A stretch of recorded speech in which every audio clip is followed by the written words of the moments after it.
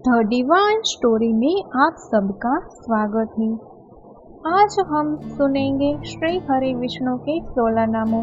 इन नामों के जप करने से सारे संकट दूर होते हैं।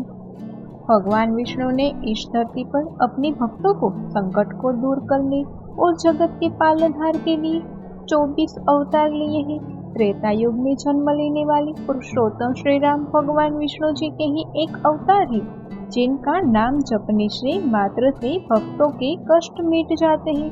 धार्मिक मान्यताओं के अनुसार भगवान विष्णु के 16 ऐसे नाम हैं, जिन्हें कुछ खास परिस्थिति में जपने से जातक को कई लाभ होते हैं। तो आइए अब हम जानते हैं भगवान विष्णु के 16 नामों को किन किन परिस्थितियों में जपना चाहिए।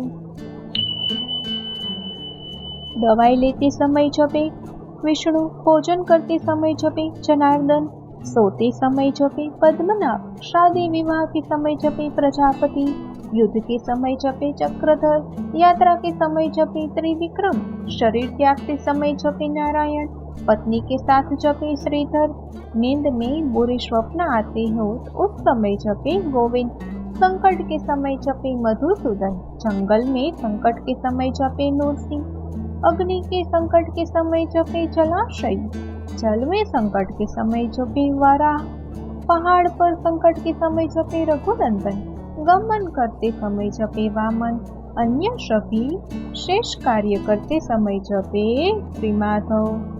प्रतिदिन इन नामों का जप करने से कई प्रकार के संकट दूर हो जाते हैं।